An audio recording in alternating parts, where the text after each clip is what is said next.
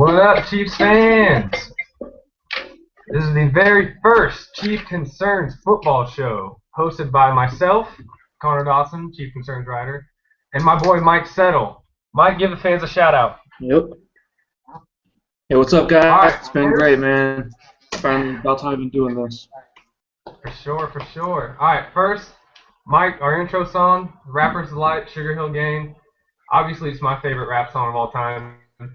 Mike, who's your favorite rapper on the Kansas City Chiefs? Favorite rapper on the Chiefs? Got to be Tamba Hali, no doubt. Absolutely. Tamba Hali for sure. All right, let's talk a little bit about Tamba Hali and the defense. First, 0 sacks since Cleveland, 0 forced fumbles since Houston. Is there any type of concern right now with Hali or even Justin Houston with the lack of pass rush we got right now? Personally, I'm not concerned with the pass rush in general. Not Tamba, not Houston, but we've gotten into. Whenever the quarterback's getting rid of the ball as quickly as they've been able to the last 3 weeks, 3 games, it's kind of hard to be able to get a consistent pass rush. About in under 3 seconds on average the last 3 weeks. See, that's one thing. For Peyton Manning, for instance, last week at Denver, he got the ball out so fast. And it's hard to it's hard to expect the defense to get pass rush, which is why I think in a way at some point in the game we saw Justin Houston for one, who was really active in batting balls down. He saw his hands up all the time, and I think at some point they decided to switch from necessarily a full-on pass rush to having a guy like Justin Houston, try to collapse the pocket or something from the outside, but then drop back into a spy of sort and kind of watch what Peyton Manning's doing and try to take down the check down or take away anything on the flats. Yeah, against the Denver, we only blitzed 6 times, meaning sent 5 or more pass rushes at Peyton 6 different times. So whenever you're sending a 4-man rush, I mean, obviously, whenever you blitz Peyton, you're going to be expecting to get burned if you don't get to him. So I think Sutton was a little more conservative in this game, maybe going against Peyton. But at that rate, I mean, it's hard to get pressure on the quarterback with just a front 4 rather than what we've been doing the first 6 weeks. Exactly, and just to defend our pass defense, I guess. I think they've been facing some pretty good offensive lines the past few weeks that have pretty much held them in check. And again, it's not that hard to play offensive line too when your quarterback's getting the ball out so quickly. But right now, let's take a look at our fearless leader, Stephen Brown from Chief Concerns. He was able to get in the locker room today, get some video and some quotes from Tamba Hali. So let's check out what Tamba Hali had to say today when Stephen got a chance to talk to him. The game was what we wanted to win it. Talking from a sack standpoint, what are teams doing to you differently now than maybe the first 6 weeks of the season? Well, what I'm taking out of it is teams are coming in and they're getting rid of the ball quicker. They don't want to have rushes, disrupt the game, make an impact on the game, and they're running the ball more. I think Denver ran the ball more. And just from a sack standpoint, they're just getting rid of the ball quick. Sometimes we beat our guys and pull us out. How many times do you think you get held again? Joe Thomas said what we call holding, that's good blocking. So at the end of the day, we got to just try a little harder. All right, let's talk about that for a sec. As Thomas said that the team's starting to run more, do you think that's going to hurt us in the future? Do you think that's going to expose anything on our defense? Not necessarily. I think right now the key is the corners are going to have to do a job of playing tighter coverage at the line of scrimmage with the ball coming out quicker. Now that coordinators are starting to figure out our defense a little more as we get going down the stretch here. As far as running the ball, I mean, we've had a couple issues, hiccups throughout the year so far against the Eagles, the Bills. They've been able to put up some big numbers against us. But a lot of it is because whenever you're in man-to-man, you're going to have bigger plays down the field with the running backs because your corners are turned, going the other direction with the receivers. Rather, and we're a man-to-man team, not a zone team. So when you're playing zone, I think it's a little easier to be able to come up and make a play on the ball carrier rather than when you're playing man-to-man. Okay, this is one thing I was thinking about.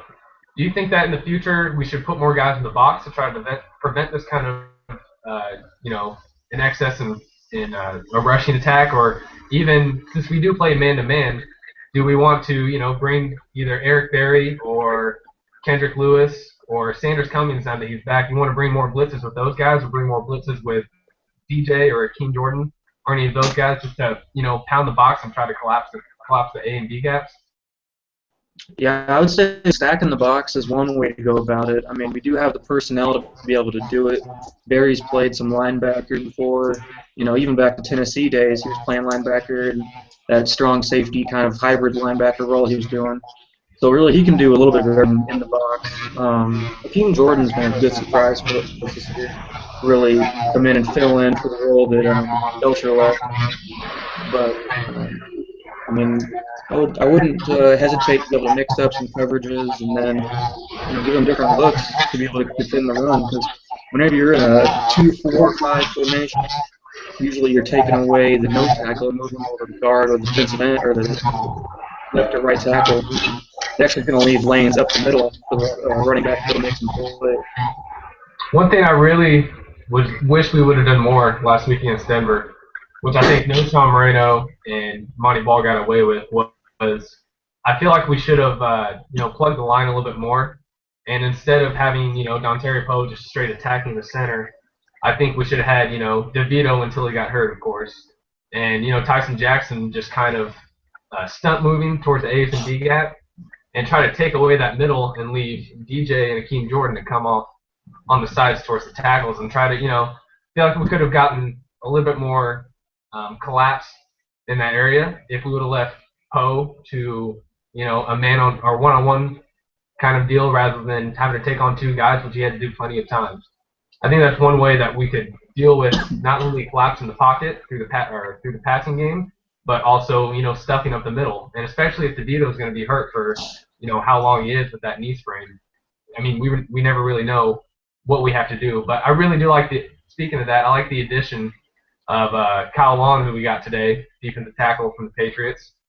I really like that addition a lot. He's a very good player, and I think he'll help us a lot with A, giving Dontari Poe a little bit of rest, and B, helping us out with the run game quite a bit. Do you think that's one way we could do it, just by collapsing right there and sending DJ and Akeem Jordan just to take the other tackles? I mean, I agree. There's different ways to go about it, and as you mentioned on the Kyle Love thing, Anthony Toribio was a guy that he's been with us for the last 4 years or so, but he was also replaceable. Not only that, but he wasn't getting as many snaps this year. Now that we have Poe, who's able to play some of the snaps like he did at Memphis as well. But yeah, there's different ways to go about it. I think it's play the situation. Sutton's going to have to make some adjustments and maybe get back to where we were doing the first few weeks. But difference in the game plan now. Okay, so, we obviously we need to work on our pass rush a little bit and figure out a different scheme that's going to be able to take away these quarterbacks from their quick releases, because they know that that's how they have to beat the Chiefs. They know that the only way to beat the Kansas City Chiefs right now is if they get the ball out of their hands quickly, obviously. So let's talk about the secondary and how that affects them. Obviously, the pass rush is a huge influence on the secondary because, that quickness factor. How do you think that we need to set up the secondary in relation to the pass rush? Well, the thing with actually doing the ball quicker now is the corners are going to have to play tighter coverage, like I said. But it's also going to leave little room for the quarterback to make a mistake. Whenever the corners are playing tighter coverage, the quarterback, it's a wrong read like we saw Justin do in the red zone. Just a quick release like that, you wonder if the ball, all you're thinking about is trying to avoid the sack. So you're able to make plays like that defensively. Against Denver, it's one of those things. I think our defense did a fine job, so I can't sit there and complain about anything we really did with Peyton Manning going against you in Denver. So, but yeah, as far as the Browns and the Bills, it'd be nice to see a little more improvement from that situation. Obviously, playing bump and run would probably be the best way to go. a team that's getting rid of the ball so quickly, block the receivers off the route. I think one thing that I did not enjoy during the Denver game was we were playing close. We were pressing them. We wanted to attack them physically at the line, which we did. We saw it with Sean Smith, and we saw it with Brandon Flowers when he was covering Welker. We saw them attacking at the line, but as the game went on, we never really adjusted to those pick plays. The problem with those pick plays is that when we're all lined up at the line and we're all attacking at the same spot, it's pretty easy to set that pick, you know.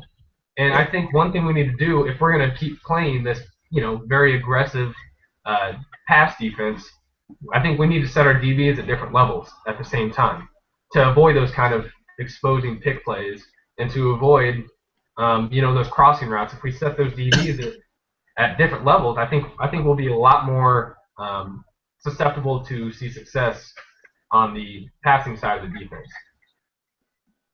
Yep, I agree. Things Denver does so well with those pick plays.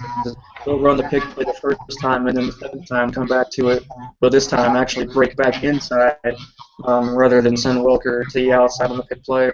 Because you know then you're expecting Welker to go to the outside and then they come back inside on a slant type play. It's really just being aware of the situation. And I don't know if that's something we can fix this year or ever. Because I mean, all these are kind of tacky plays where the referees kind of let things slide. I'm not going to say it's just for Peyton Manning and the Broncos, but some of their plays are close. I think some penalties probably should be thrown on a few of those. Maybe not in the Kansas City game, but in other games previously. It's tough to defend. How do you think that we're going to attack the Chargers this weekend defensively? Well, they're bringing up more of a quick passing game compared to the previous Charger years with North Turner running his Air Coryell system. Mike McCoy has done a pretty good job with that offense as far as having Rivers stay upright, because last year, as you remember, they had maybe the bottom two offensive lines in the NFL. And this year, they've had an addition of DJ Fluker at right tackle. Their offensive line is coming together. Big improvement over last year. Defensively, attacking the Chargers, it's going to come down to winning the one-on-one battles with getting Houston to beat Fluker. You want Tamba to be able to do his part like he's doing. You're going to have to have a big game from Eric Berry stopping Antonio Gates. Yeah, it's always been his kind of. I think for Antonio Gates, last year when Berry was covering so many tight ends so closely, Antonio Gates was one guy that we saw just destroy Berry. Made him look stupid. And I think that we either A, need to double up on Antonio Gates because that is their that's their threat. It's always been their threat. Or B, we need to find some way to attack him at the line and neutralize him from the play entirely. Because most of the time, Rivers is when he goes to Gates, it's probably gonna be a package play. Which means that, if we can disrupt that rhythm, or if we can disrupt that route that Gates is running, it'll give us just, that other split second or other half second to get to Rivers, and we know if we get to Rivers, he's going to be toast because he crumbles. And I think that's one thing we have to do for sure. I think we need to attack just like we did against Denver. Attack, continue to be aggressive. They have young guys like Keenan Allen as one of their main receivers. They've got young guys on the line like DJ Fluker. If we attack them and show them aggression that they haven't seen yet this season, I think we'll be in good shape because Philip Rivers will crumble if we get into his head. Yeah, I agree. He's been one who doesn't do well under pressure, or even in a calm situation that we saw on Halloween night a couple years ago. He's one that makes mistakes whenever they can't be made. He still makes the mistakes. But yeah, the Keenan guy you brought up there is a big one. He's had a huge surprise. He's been a surprise for the Chargers last few weeks. We needed a guy like him as a wide receiver to be able to step up and move plays down the field for him. He's caught everything in his area. So whenever we are doubling Gates, he's going to be the guy. You're going to have Alan Smith or Brandon Flowers on and make them play for him. Really, when you shut down Gates, you have the game under control from there. I think one thing we need to do for sure is, since Cleveland, as we talked about earlier, we really haven't seen the aggressiveness of Bob Sutton in terms of the pass rush. We haven't seen many overloads on the left side or the right side with Tama and Justin. They only ran one overload last week against the Broncos, which is something that they're known for doing. Granted, it may not have fit the game plan against the Broncos, but still, I think this week we get back to what we were in the first 5 games of the year, where we were bringing 3 or 4 guys along with our defensive line every time, and bringing Flowers off from the edge, bringing Tamba and Justin Houston off in an overload package. I think if we set different looks up and different schemes up that include a lot of aggressiveness in the pass rush, I think we will get to Philip Rivers and we'll make his job a lot harder. And if Marcus Cooper plays like he has the past this entire season, actually, I think we'll be okay. Brandon Flowers, I really want to use him a lot more in terms of pass rushing because he's seen a lot of success this year doing it. And then Sean Smith, as long as he's physical, we're in good shape. That's the thing. Is our second, we're so physical that it makes us even better than we actually are because nobody faces that physicality in the NFL outside of the Chiefs. Yep, that is true, no doubt. Aside from Allen and Gates, the guy that is kind of the X factor of the Chargers offense, I think, is probably Danny Woodhead.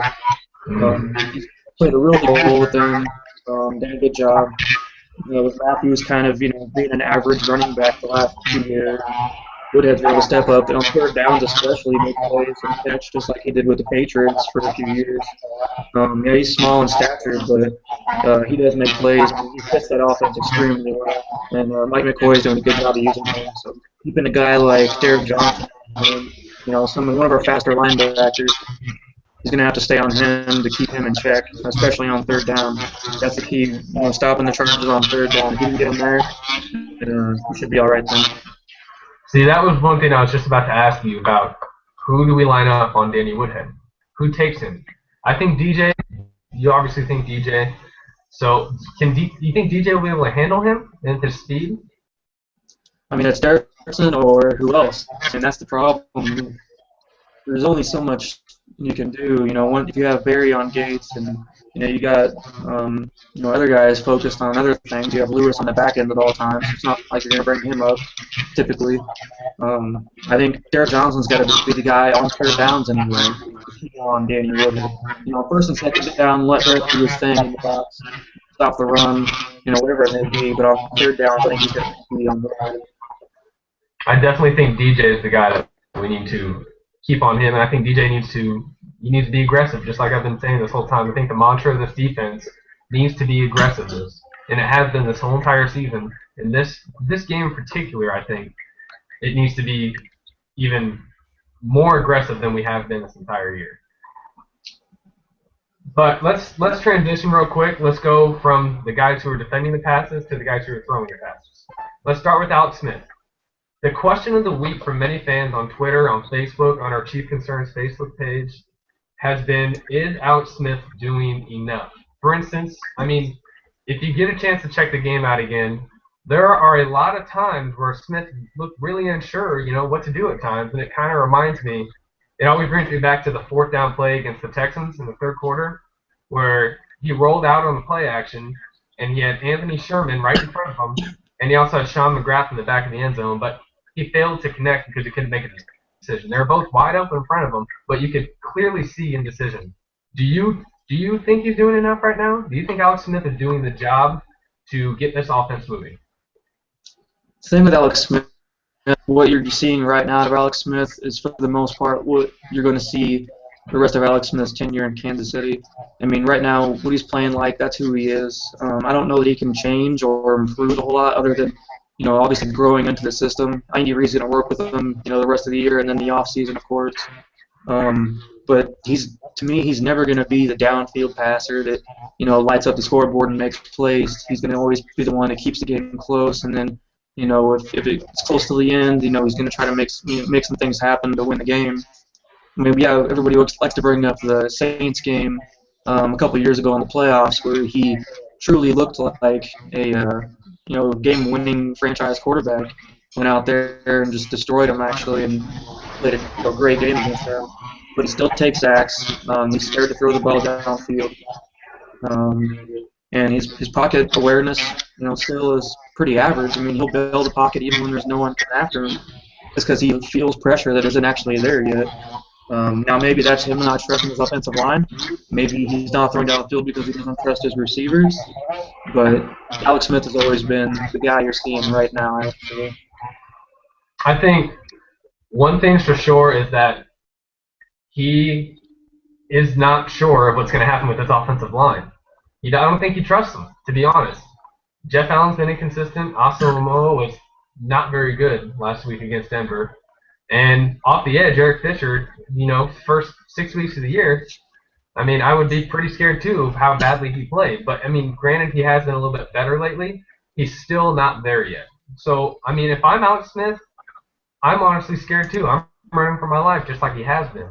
But I think at some point he's got to find some sort of trust in this offensive line that they are going to protect him and that he will be able to step up in the pocket when it starts coming off the edge there. But, he's at a career percentage, or his completion percentage is at a career low right now. He's clearly indecisive, and he's clearly relying on the defense for about more than half the season thus far to win them ball games.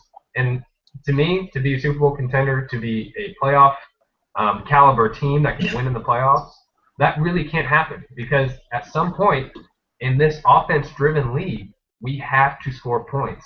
Granted, I did like the aggressiveness that we shown against Denver. I like the fact that we came out against Denver in our first drive. We're throwing the ball down the field. We're letting it air out, But at some point, we have to make those count, It can't just be for a show or just to make yourself feel better that you are airing the ball out and then go back to some checkdowns that get you 5 or 6 yards at a time.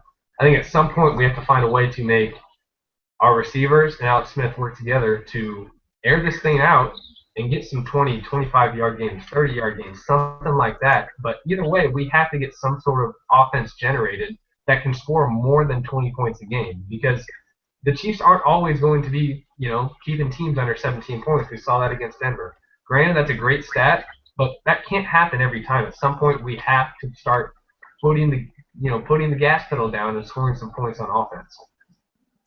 Yeah, I agree with that. I mean, that's the way to win these days. And whenever you have a great defense like this, it's hurtful to kind of like back and realize your offense isn't going to be able to put the points on the board, regardless of how great the defense is played against the Broncos or whatever team that may be. We had a couple nail biters with the Texans. We held them to 16 points, but we really put up 17 points against the Texans. In our high-scoring game so far of the year was against the Giants, 31-7, I believe. And really, that Bo touchdown came kind of in garbage time towards the end of the game, put us over the 30 points. For the most part, this is a 20-point-per-game offense. But my question for the fans really is, can Alex Smith be a good passer? Even if he has the best offensive line in the NFL, can he do it? Can he evolve into being a down passer? Or is he going to have to always stick with what he is right now and home games the way he's doing right now with the short passes in the West Coast offense? Keeping it simple, really. I just don't know that he can. I'm with you. But one thing that I wish Andy Reid would do more right now, which he had done in the past, 3 or 4 weeks, but I think he needs to give Jamaal Charles a chance to make some more plays in the run game, not necessarily the pass game, because we know that he can make it happen in the pass game. But if you look at the Denver game, he didn't have a carry for the first 2 series, and he also only had 1 reception in that game itself. So I mean, at some point, in that game, you have to give the ball to your best player. I mean, there's no other way to look at it. He is the best player. He is the offense. The offense moves through him. But I'd like to see, 25 to 28 carries a game and not 17 or 18 like we've been seeing. Because 17 carries and 77 yards, that's great. But imagine what he will do with 25 to 28 carries. And I think he can handle the workload at this point to do that. And, I think he's finally starting to see his vision's getting a little bit better right now in Jamaal Charles. He was missing some holes during the season that, kind of had me wondering. But I think last week we saw a lot better vision out of Jamaal. And I think we're starting to see Jamaal as a playmaker in the run game again, like we did, the last few seasons. rather than necessarily the pass game. I think we need to get him both involved in the pass game and the run game. And then Niall Davis, he ran hard last week. Put him in the game in there too, and let him stuff the ball at the middle, let him get around the edge, and let him use his elusiveness to his advantage too. Yeah, I did like the way he was running against the Broncos. He had that nice cutback, and it was good to see that finally he kind of improvise and make plays. Maybe when the offensive line wasn't always, doing their best. But as far as giving touches, I would agree with that because he is the best player on the field. But at the same time, you got to think about how it can affect him, in the future years and then going into the playoffs. If he can handle 400 touches over the course of this whole season, what's going to happen when it's time for the playoffs? Especially if you're on an away game. Things like that come up. I did like Niall Davis last week. It was good to see him really step up and run hard and make a few plays in there as a running back, not so much as a pass catcher. Because we're going to have somebody take the heat off Jamal at some point as a running back, give him a little bit of a breather. As a pass catcher, you got to give him all the ball as a pass catcher. That's really what he does best right now in this offense. I think he's still kind of figuring out his offensive line, how to run behind them. See, with Niall, I really think we need to get him more involved in the offense because he is. We drafted him for a reason because he is a solid player and he is elusive and he can run someone over if he wanted to as well.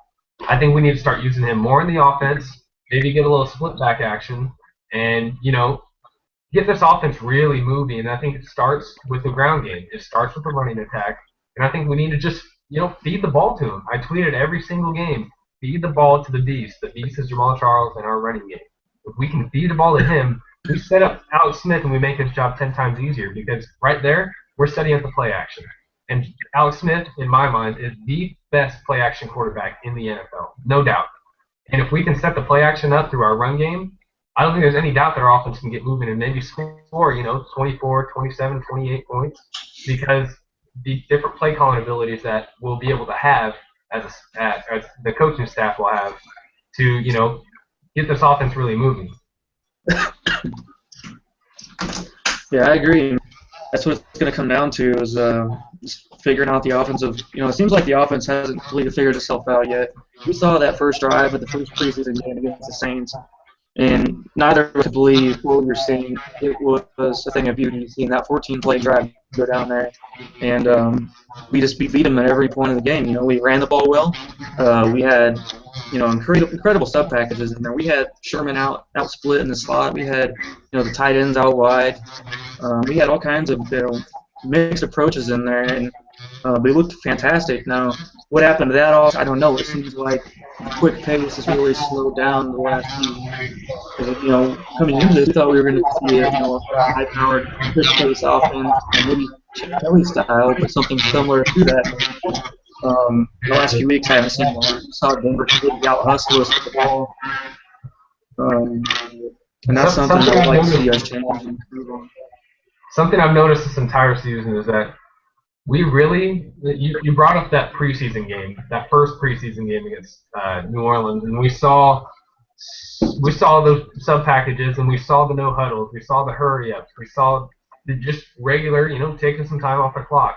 We saw all that different dynamic and speed of the offense, and I don't think that's something that we've seen enough this year. I think, if we can slow teams down, I granted we are a time of possession team right now. We're third in the league in time of possession. Alex Smith has always been a time of possession quarterback. That's one of the reasons our defense is so good is they can rest.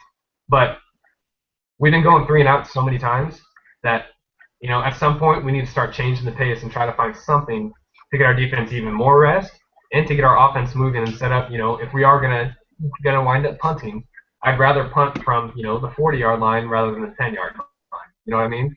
And I think we really do need to start bringing those sub-packages back. We need to start changing the tempo of our offense, bring some no-huddles in, bring some quick or hurry-up plays in, get it going, and I think that'll make our offense even more successful.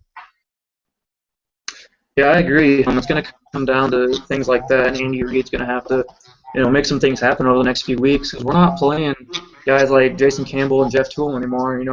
These next few weeks we got Rivers twice, we got Peyton again, Andrew Luck, and RG3. We're going to have to win with the offense. the defense is only going to be able to do so much at this point the next few weeks. Even in the games, the Colts have looked terrible, but I'm not going to count them out whenever they have Andrew Luck and a decent running game with Donald Brown looking pretty good lately. Something interesting, though, that I found from Pro Football Focus, they have the Chiefs' offensive line, pass blocking-wise, ranked as the 12th best in the league from pass blocking efficiency standpoint. Now, they also say Alex has been sacked 29 times. 6 of those from Eric Fisher, and Albert. Now, yeah, you're going to get more sacks given up by the tackles than you are the guards and center, but the interior offensive line really does worry me going forward because I think Hudson's been getting mauled over too often, and Jeff Allen has looked really. I mean, they're all young. This offensive line is young, but you'd like to see more improvement from everybody involved. Whenever you put Jeff Schwartz in there for John Asamoah, it looks so much different. To me, Jeff Schwartz is really one of the better guards and offensive linemen in the entire NFL because he can do so many different things. He could play probably every position on the line except for maybe center. But that's the thing. I think we're actually afraid to start him because he's so versatile. If we have a guy go down, he can come in, step up, and be the guy to come in right away. Where if you start him at guard, well then, if you have Jeff Allen go down, you have no one to come in to replace Allen if Schwartz is already in there as a starter. But that's just some interesting things I found from Pro Football Focus, kind of saying our offense maybe it isn't quite as bad as a lot of people make it out to be lately, but they do have some things to work on in the run game, I think. I definitely agree with you. I think you made a good point about Jeff Schwartz. When we first got him in the offseason, I was ecstatic because he's always been, a consistent, just a solid player all around. And I knew that I had an idea that he wouldn't start on this team, but I was ecstatic at the fact that we had just picked up not only a left tackle, a right guard, a left tackle. We picked up someone who's so versatile, and guys get hurt, linemen get hurt all the time, and you see it with Eric Fisher. This week, if Eric Fisher, can't play next week, you could insert Jeff Schwartz right there. You know what I mean? He's so versatile that he wouldn't be a bad guy to have in the lineup there, and that would help out a lot as well. Let's talk about the receivers real quick. Drop balls. We've had quite a few of them. Saw with Donnie Avery last week on a big play. Seen it with Dwayne Bowe. Do you think this is another reason why Alex Smith is struggling because he doesn't trust his receivers by chance? Yeah, it's a part of it. I think the whole offense as a whole, it's all going to work in sync together. If the offensive line isn't doing its job, obviously Alex is going to be worried about that. And then if the receivers aren't catching the balls, I suppose you could say he's reluctant to want to throw them passes down the field.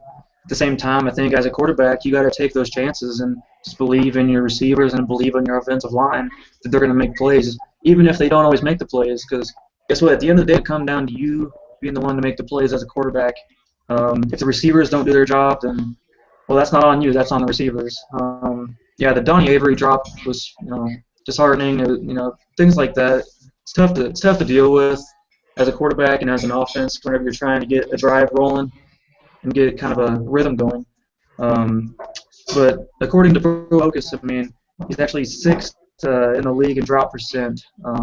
So we've actually had not 6th most, but drop percent anyways, 6th in the NFL. So we have had quite a few drops. But there's another good stat that I like to use from Pro Football Focus. They actually have a stat where they take away drops and throwaways and spiked balls, and then from there they find a quarterback's accuracy percentage. And even if you take away all the drops from the receivers and tight ends, and Jamal Charles has had a couple of them as well, he still has he's 19th actually in the league in completion percentage, even at that rate. So even take away the drops, you're still looking at a pretty average number. And one guy who's actually I do like that we think we need to use a little bit more of is Sean McGrath in the passing game because he's done a good job with Fasano being out. McGrath has been able to come in and make things happen, and he's done it throughout the entire year. He's not the most athletic guy, but he makes plays and he doesn't drop passes. So why not keep keep him involved in the offense? It's an interesting point about Sean McGrath because A, I love his beard because that thing is ferocious, and B, Stephen Brown actually caught up with Sean today in the locker room at practice. So let's give you a little look at what Stephen caught today from Sean McGrath.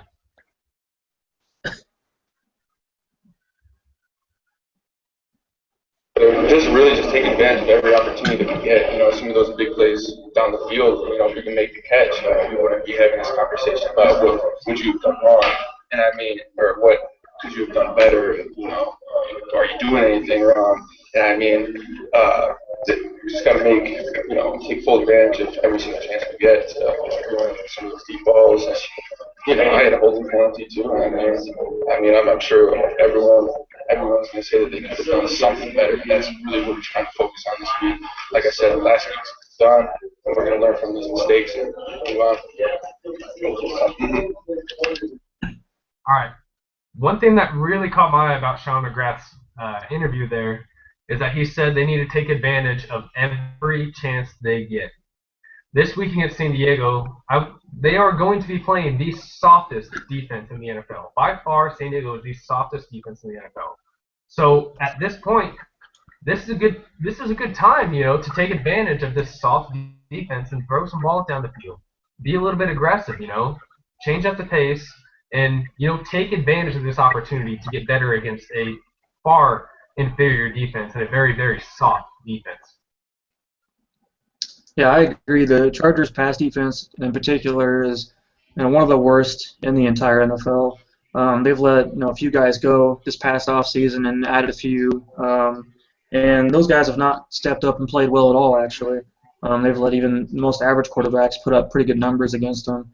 So if there ever was a game for the offense to be able to finally get in rhythm again and get rolling, maybe score more than 24 points, you know, without having the defense put up numbers for them too, I think this is the game to finally do that, especially with Denver coming around the corner right after this game. It'd be about time to get the offense rolling again.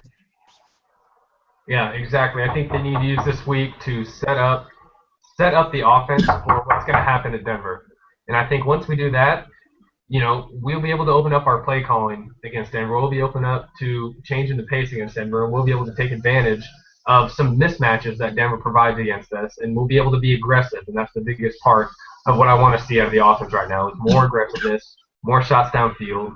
You know, I want to see this week be a learning curve for our offense, I guess. I mean, it's a little late in the season for a learning curve, but I think this weekend is the chance for this team to really take a leap over, you know, the fence and find their offense and find the aggressiveness that we saw in the preseason with the offense. This is the chance. It's a soft secondary, a very soft defensive line. You know, this is the chance where they get better. This is a week where they get better on offense. Yeah, I absolutely agree. I think we saw last week Alex finally starting to trust Dwayne Bowe a little more. He got, I think it was 14 targets in this game, which is by far the most he's had all season long from Alex Smith. And I think the coaching staff's been talking to him about it. I think it's one of those things where Alex doesn't typically throw to a guy unless he's wide open. Dwayne Bowe doesn't ever get wide open. He's just not that style of receiver. So you're going to have to fit balls in there. But the thing is with Dwayne Bowe, he's got the physical body to be able to, you know, beat most cornerbacks, to be able to, win the one-on-one battles and make catches that are contested against defensive backs. So I'd like to see Bowe kind of continue on what he was doing, against Denver in the first half, bring that over to this week against the Chargers. And I think we see a big game from Bowe, actually. I think this could be, a 100-yard game from Dwayne. Hopefully no drops this time. Yeah, for sure. Right now, let's move on, have a little bit of fun at the end of the show. We'll be able to talk about the Chargers game and all the pregame stuff on Sunday morning at 10 a.m. on Chief Concern's video show. Let's move on, have a little fun in the show. Mike, who's your player of the week and why? Let's see, my player of the week, actually. Now, not to say he's the best player of the week, but my player of the week I'd like to spotlight is Eric Fisher. I just like that we've finally seen a little bit of progress from Fisher the last couple games here, especially against the Buffalo Bills. He looked very good against them. And then against the Broncos in the first half, I thought he actually played very well in the run game. And then even against Von Miller, I think Eric Fisher looked very good. And then, of course, Derek Wolf came in there and got a sack on him right away. But it's good to finally see a little bit of improvement from Fisher because we're going to need that in the future. He's a guy who I think has a lot of potential, and to me, he was the right pick still. But I think it's finally good we got him kind of rolling a little bit more. He needs to still work on some technique issues, but he's going to be a good guy for the future to work with. I'm going to go on the other side of the ball, and I'm going to pick Derek Johnson. DJ's, I think, has gone under the radar of how great he has been so far this year. He's been the leader of the defense. We saw him all over the place last week. And, he had that fumble recovery when Peyton Manning and Monty Ball had that little muff. And granted, he did get tackled by Peyton Manning, which makes me feel like questions athleticism. I'm pretty impressed with how DJ's played so far, and I think last week he was the most impressive player on the field by far. We'll go from that, and we'll move to the other side, and we'll see your least valuable player of the week. Who is your LVP? My least valuable player has got to be Jeff Allen. I hate to say it, Jeff, but man, I've been hating on you for a while now. Your rookie year, it was rough, it was terrible. This year, I'm not seeing much improvement from Jeff Allen. To me, he's undersized, maybe a little weak. Probably doesn't fit our style of offense correctly. To me, Andy Reid typically always liked bigger offensive linemen, especially the guards and center. Look at some guys like Jason Kelsey's pretty good size. But Jeff Allen's kind of one of those guys that's good for his zone blocking scheme, and we're not quite running that same style as much this year.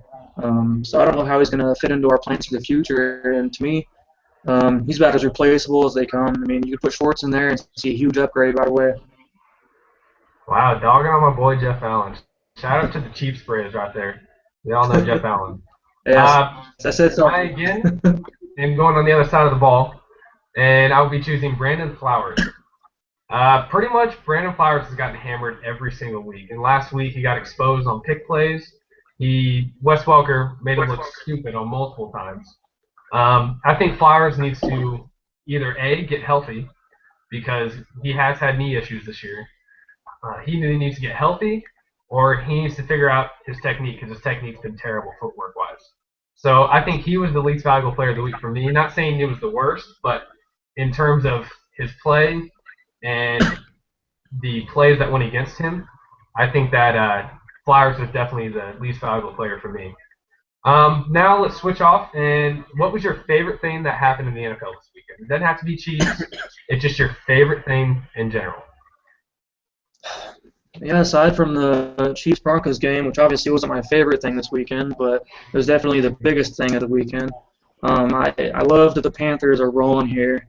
Cam Newton's really starting to come into his own, play like a superstar, like Super Cam, He's finally starting to get that thing rolling. And their defense in particular, Luke Kuechly, Captain Munnerlyn, you got Starla Tulalele in there. Those guys are just playing out of control right now. And it's great to see a team, with a franchise quarterback and a great defense that can go out and win games against the Patriots and do it in pretty convincing fashion against other teams. They've blown out a few teams, actually. And I don't have a problem with the call the refs made at the end of that game. Not that it was the right call, problem with it. All right, I'm going to stick with you here, and I'm going with the Carolina win. If people have been reading my power rankings, I have Carolina third in this week's power rankings, and I've been high on them for a while now. Their defense might be better than the Chiefs. It probably is. I just may be a homer right now. And Cam Newton is really starting to figure out this offense. Early in the year, he was pretty inconsistent. Wasn't really sure what you're going to get out of him. And now he's throwing the ball downfield well. He's throwing it into seams, and he's really showing why he was such a high, why he was a Heisman Trophy winner and why he's the #1 draft pick. So I'm pretty impressed with what Carolina's doing right now. All right, let's wrap up the show with our final 30 seconds. We'll give each of us have 30 seconds, our 30 seconds of fame. Mike, you can go first. Well, I'd like to say, let's see a Patriots win this week coming up against the Denver Broncos. It was really helpful for us to be able to get the Patriots to take a loss here against the Panthers, because the thing is, the race for the #1 seed is still open, and if the Patriots won that game, they'd still be in contention for that #1 seed, even if the Broncos and the Chiefs had slipped up. So I think it's pretty good. We got the Patriots on a loss, but now we need them to do something for us and get a win. All right, I'm going to go with Dontari Poe here. Dontari Poe needs to get a couple plays of rest at some point during these games. He's played every snap in the last 2 weeks, and the dude doesn't get to eat barbecue right now. Give the guy a play off. I think the addition of Kyle Long is going to help him out a lot and give them a chance to vary up the different packages they put on the field, but they need to get Dontari Poe some rest. He looked sluggish last week. He's looked sluggish the last 2 weeks. Get the guy some rest. All right, everybody, thanks for coming out and watching. Come see us again on Sunday morning for your Chiefs pregame show. We're going to be previewing everything from the Chiefs game to give you our NFL picks and a little bit of fantasy advice. Quick shout-out to my boy Cody Galley. Quick shout-out to the fam and Stephen Brown for letting us put this together. Mike, any shout-outs? Hey, man, you got Stephen Brown on there, so I'm good, man. All right. I'm Connor Dawson, by the way. You can find me on ChiefConcerns.com. You can find me on the Facebook page for Chief Concerns, and you can find me on Twitter at ConnorDawson9, ConnorDawson9. Also, thank you, Mike, for joining me today. You can find Mike Settle on the Chief Concerns site, the Chief Concerns Facebook page, and on Twitter at ChiefConcernsMS. ChiefConcernsMS. Thanks for joining me, everybody. Everybody have a fantastic night, and go Chiefs.